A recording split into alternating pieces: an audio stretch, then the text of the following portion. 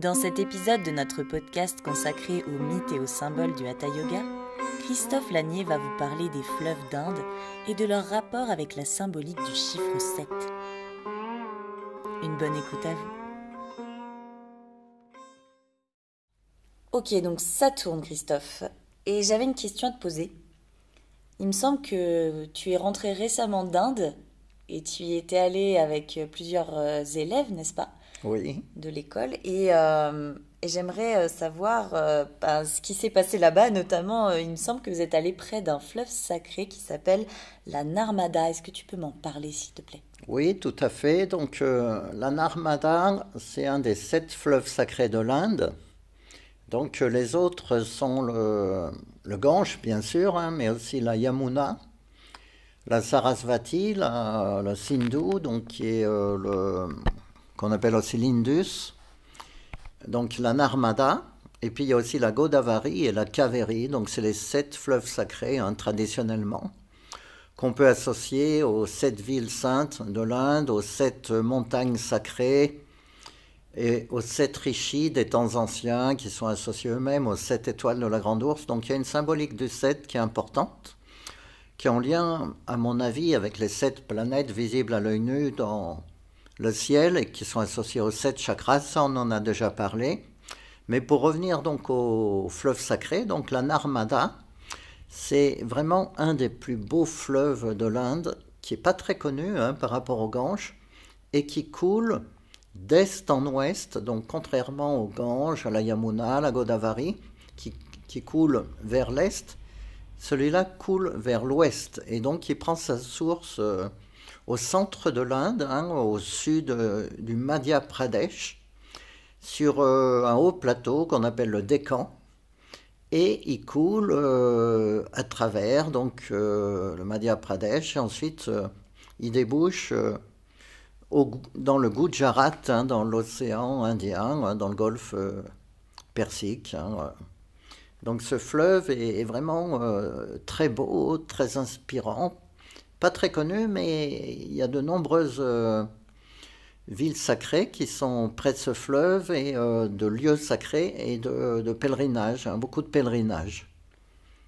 Et on a eu la chance hein, de rencontrer, enfin on connaissait, on avait un contact là-bas d'un sadhu qui vit là-bas depuis une 50aine d'années, mais qui est francophone et qui a fait 2 fois le grand pèlerinage autour de la Narmada, c'est-à-dire qu'il part d'une ville sacrée qui est près de la Narmada, à peu près au centre, hein, qui s'appelle Omkareshvar.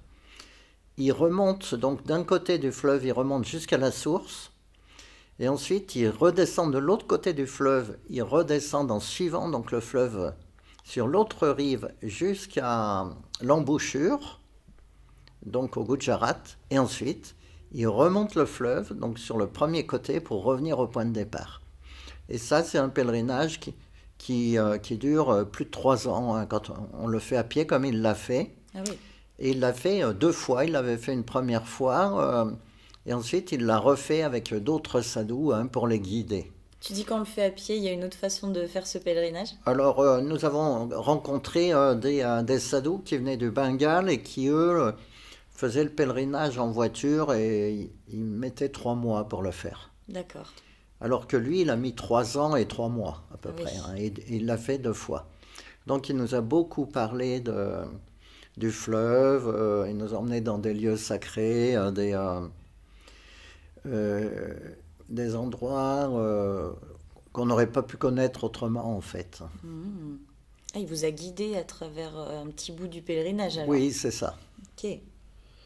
Et en fait, la symbolique du fleuve, tu l'as choisi, mais c'est pas par hasard, c'est pas seulement parce que tu es allé en Inde récemment et que tu as vu la Narmada, c'est aussi pour nous parler du microcosme et du macrocosme une fois de plus, n'est-ce Oui, pas? bien sûr, toujours la même thématique, Oui. effectivement. Quand on parle des fleuves sacrés, oui, ce sont des lieux de pèlerinage, hein, ce sont des fleuves qui coulent vraiment hein, de la montagne vers l'océan et que des millions d'Indiens fréquentent hein, pour les ablutions, pour les cérémonies, mais aussi hein, pour tout ce qui est agriculture, etc. Donc les fleuves, c'est la vie.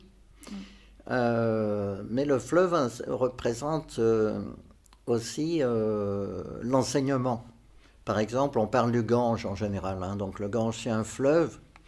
C'est Ganga en fait, hein. C'est une déesse, hein, Ganga, qui se matérialise à travers un flot, hein, qui coule, hein, depuis les Himalayas, hein, jusqu'au Bangladesh, hein, près du Bangladesh, donc, mais qui va donc couler et amener donc dans la plaine du Gange, hein, qui va amener la richesse, la prospérité, donc au niveau matériel, qui va permettre l'irrigation et tout ça, donc qui va permettre de se nourrir au sens propre, et puis au sens figuré, ben, c'est aussi la nourriture spirituelle, quoi. C'est l'enseignement qui coule et qui vient d'en haut. On dit que le Gange terrestre, hein, qui coule vient du ciel en fait, hein. Dans le ciel, on a le Gange céleste, qu'on appelle Mandakini, en fait, qui est la Voie lactée. Donc le Gange est dans le ciel, le Gange est sur Terre, hein, au nord de l'Inde, et le Gange est aussi en nous-mêmes, puisque il représente symboliquement le canal central, hein, dans la structure subtile, hein, du corps énergétique. Ok, et du coup d'ailleurs, tu m'as dit qu'il y avait trois fleuves qui pouvaient représenter les trois nadis. Voilà, donc c'est ça. On parle souvent donc d'une confluence, hein, de trois fleuves, hein, dans un endroit sacré qu'on appelait jadis Prayag, et ensuite ça avait été rebaptisé par les musulmans Allahabad. Et là donc on a la confluence, hein, du Gange et de la Yamuna, qui sont les deux fleuves, hein, qui viennent des Himalayas. Et cet endroit, hein, qui a été rebaptisé récemment Prayag, et même Raj Prayag, hein, la reine des confluences, et représente donc au niveau du corps subtil, hein, Ajna Chakra. Donc c'est là où Ida et Pingala Nadi se réunissent avec Sushumna Nadi, le canal central. Donc cet endroit en Inde, et c'est un des 4 endroits où a lieu la Kumbh Mela d'ailleurs, eh bien on dit que le Kumbh Gange... Mela, tu peux définir pour les personnes qui ne savent pas ce que ça veut dire? Alors c'est un grand rassemblement, hein, de sadhus et en fait de tous les courants spirituels, ou la plupart des courants spirituels de l'Inde, qui se réunissent, hein, tous les 4 ans dans 4 villes de l'Inde. Ok. Non, ou tous les 3 ans, pardon. Sur un cycle de 12 ans, donc 3 fois 4, 12, c'est ça. Mais j'y reviendrai. Ok. Donc le confluent en fait d'Ajna, donc c'est Ida, Pingala et Sushumna Nadi. Et donc à cet endroit, Prayag, hein, on a le Gange, la Yamuna, et on dit qu'il y a un troisième fleuve qu'on nomme Sarasvati, et qui serait donc souterrain ou invisible, ou qui serait uniquement présent au niveau subtil. Et donc on dit que c'est la réunification des 3 fleuves, et c'est un des endroits les plus sacrés de l'Inde, comme dans notre corps subtil, hein, Ajna Chakra est un des endroits clés, hein, du corps énergétique.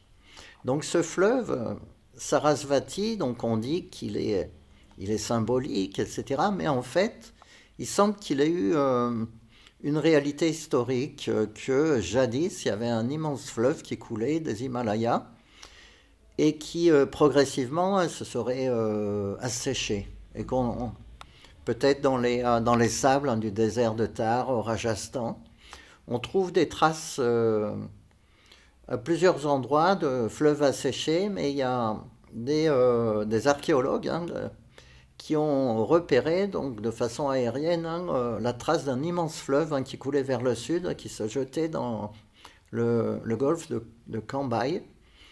Et ils pensent que ça serait la Sarasvati, hein, des temps anciens, qui est citée, hein, dans pas mal de textes, hein, mais qui serait asséché depuis plusieurs millénaires. Donc ce fleuve, hein, est maintenant au niveau subtil, mais peut-être qu'il a existé à un moment.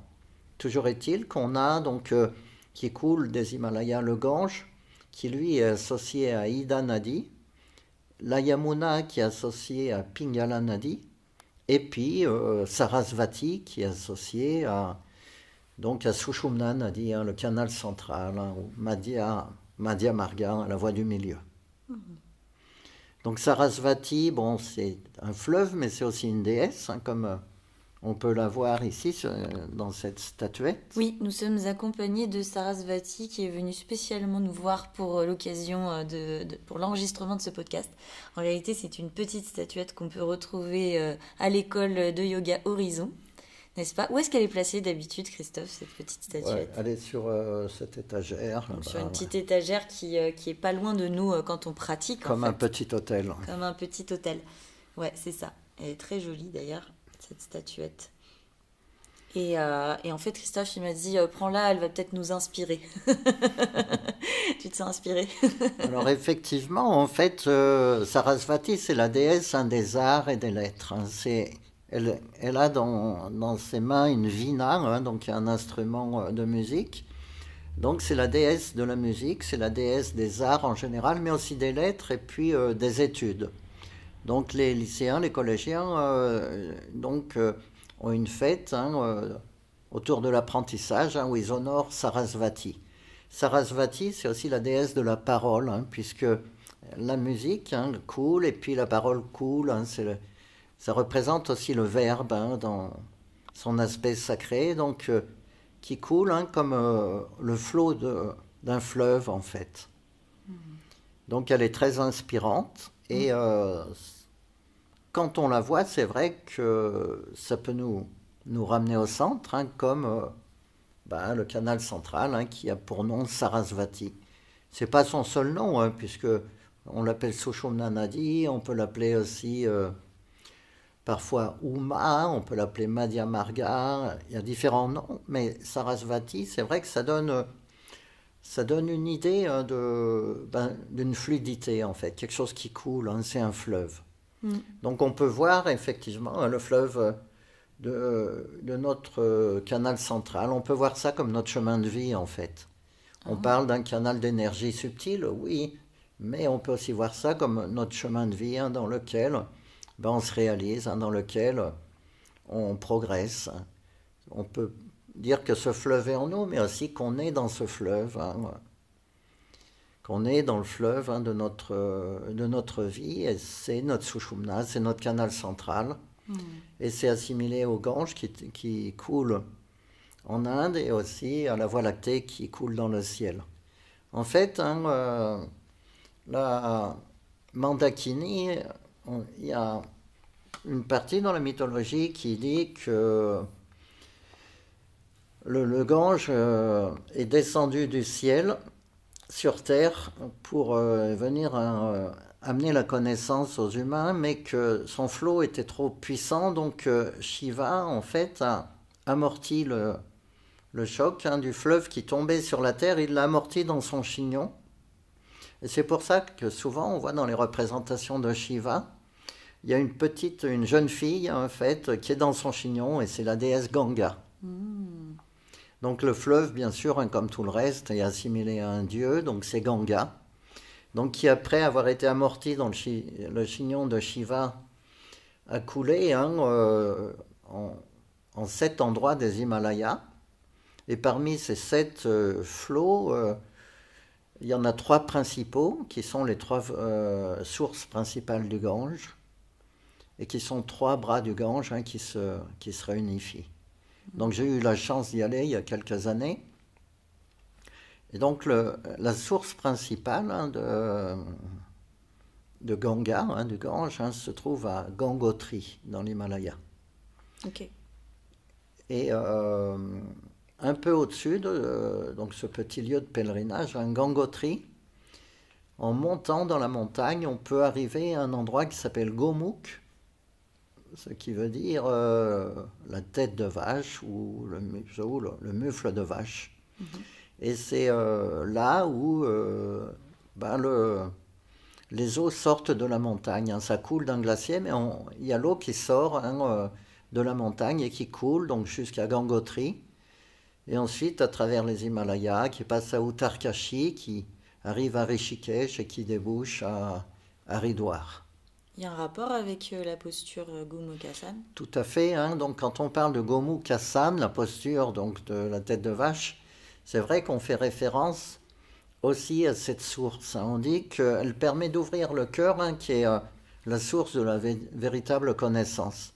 Tout comme le Gange, un débouche dans les Himalayas, hein, c'est la connaissance, hein, qui vient du ciel, hein, qui vient du subtil et qui arrive, hein, chez les humains, donc au niveau extérieur. Eh bien, Gomukh, hein, permet, hein, de travailler sur le cœur, hein, jusqu'à se relier à une partie plus essentielle, hein, qui permet de développer l'intuition, hein, la véritable connaissance, hein, qui est spontanée, qui est faite d'intuition et non pas de raisonnement, hein, qui ne passe pas par le filtre du mental habituel.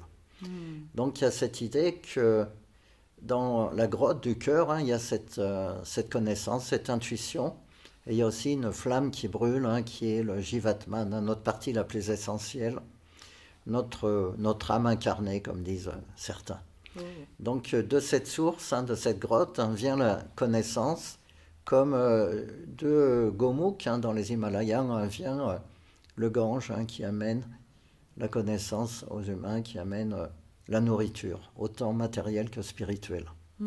L'autre jour, je t'ai entendu aussi parler du lac mental et le fleuve, les postures inversées. Il y avait une histoire comme ça. Est-ce que tu peux nous en parler un petit peu de ça? Oui, il y a beaucoup en fait de symbolique, hein, dans le yoga. On parle beaucoup par image et par symbole, hein. Donc, comme on assimile les nadis, hein, les canaux d'énergie, à des fleuves, on peut associer aussi les chakras, par exemple, à des lacs, et en particulier donc, dans le front, au niveau de Ajna Chakra.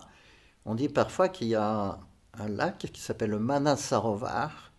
Manas, c'est le mental, et Sarovar, c'est le lac, donc le lac mental, qui est aussi assimilé à la pleine lune. Donc c'est comme un disque, hein, et qui contient l'amrita, l'élixir de vie, qui coule, hein, qui s'écoule, hein, goutte à goutte, hein, vers le bas, et qui vient se consumer, hein, dans le feu du ventre. Et quand il n'y a plus, hein, d'amrita, quand la réserve est terminée, ben, c'est la fin de ce cycle. Donc l'amrita, c'est notre nectar, hein, notre élixir de vie, et qui convient d'économiser. Et c'est pour ça qu'on fait des postures sur la tête, hein, pour inverser le flot, hein, de l'amrita. C'est pour ça qu'on fait Jalandhara Bandha, hein, pour retenir, hein, verrouiller au niveau de la gorge, hein, pour retenir cet écoulement. Et d'autres pratiques, hein, qui visent à préserver, entre guillemets, bien sûr, hein, c'est toujours des images, mais cet élixir de vie, hein, cet amrita, ce nectar d'immortalité. Ok.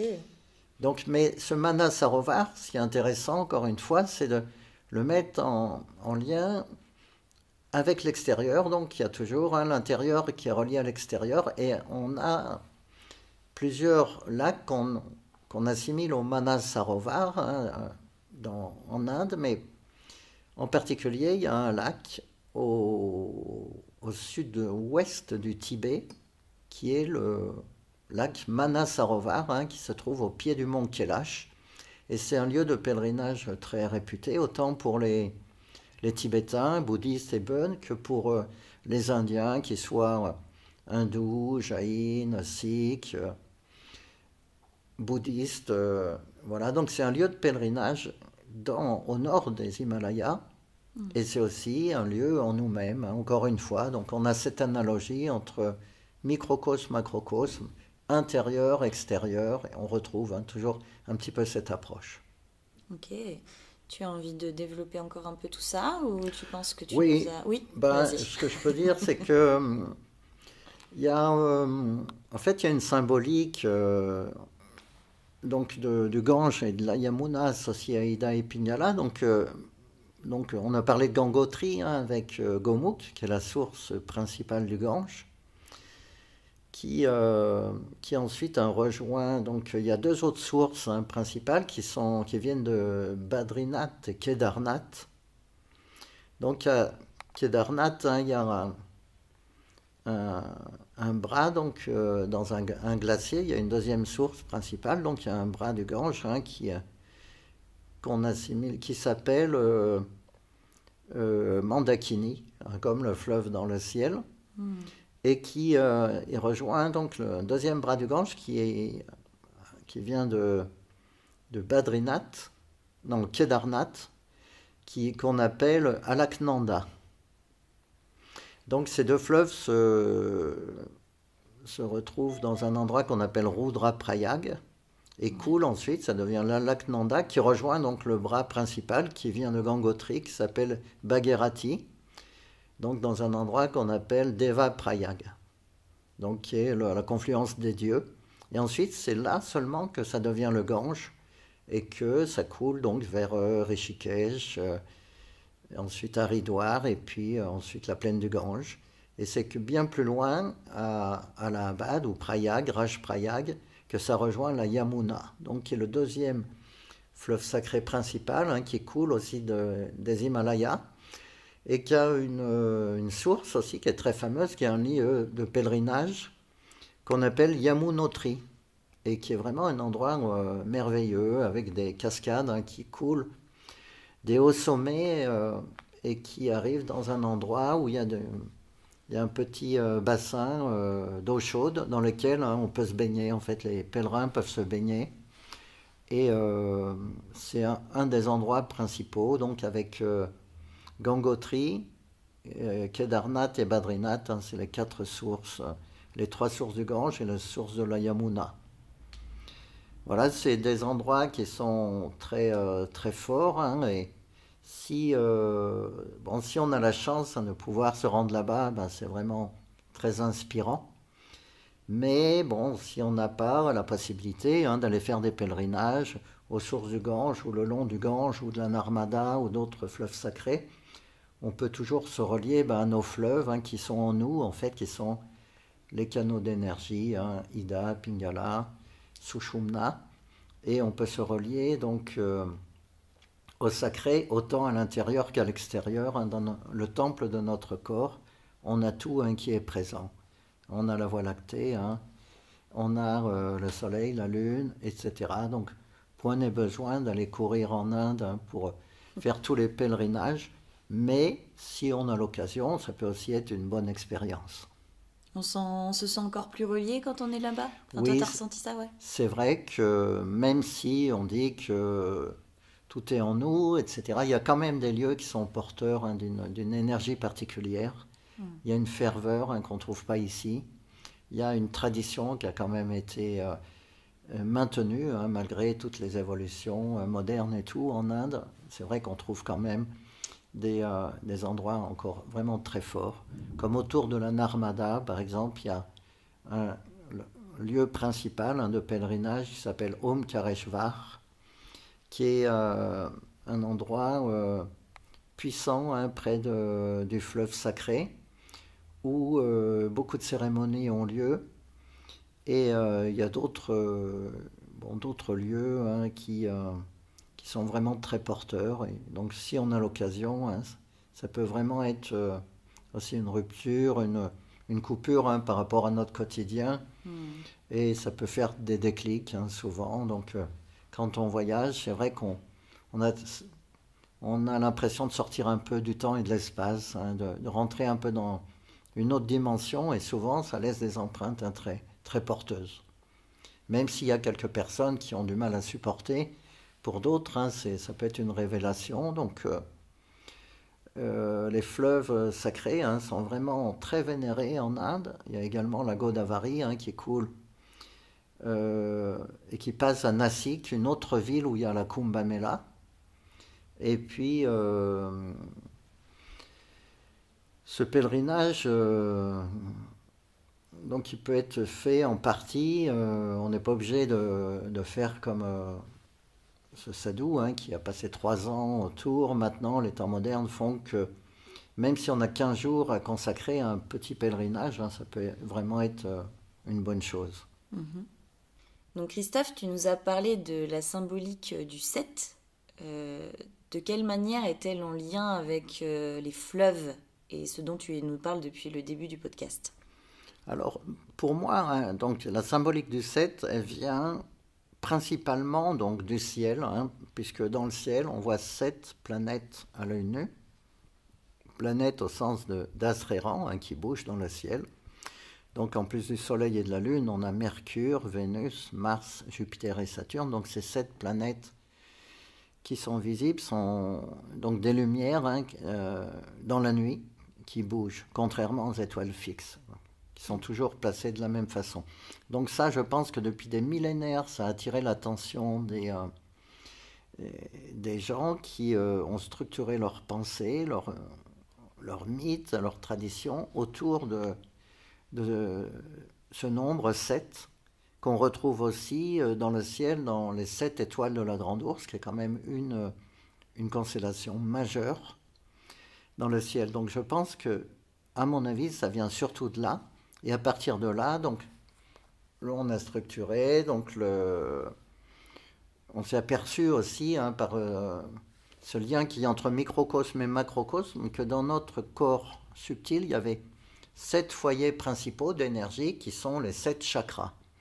Donc à partir de cette analogie entre des lumières externes dans le ciel et des lumières internes en nous, donc ça a imprégné, je pense, le conscient et l'inconscient de l'humanité, qui ensuite, s'est organisé avec les 7 jours de la semaine.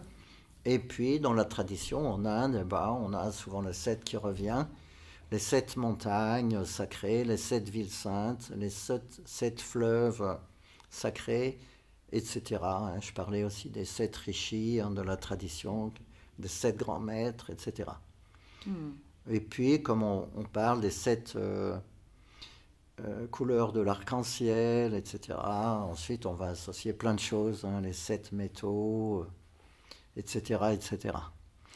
Donc à partir de là, je pense que un des objets de vénération majeur pour les Indiens, c'est l'eau qui coule à travers les fleuves, puisqu'on a dit ça amène la connaissance et tout ça. Donc je pense qu'ils ont dénombré 7 fleuves sacrés. Bon, ils auraient pu en prendre 8, ou ils auraient pu prendre 7 fleuves, au lieu de prendre la Sarasvati qui n'existe plus, ou qui n'existe pas de façon... ils auraient pu rajouter le Brahmapoutre, qui n'est pas compris, qui est un grand fleuve aussi, et qui n'est pas compris parmi ces 7, mais en tout cas, il y a une symbolique du 7. Et bon, la tradition s'est organisée autour de ça, et on retrouve beaucoup d'aspects comme ça, sacrés autour du 7. Ok, merci Christophe. De rien.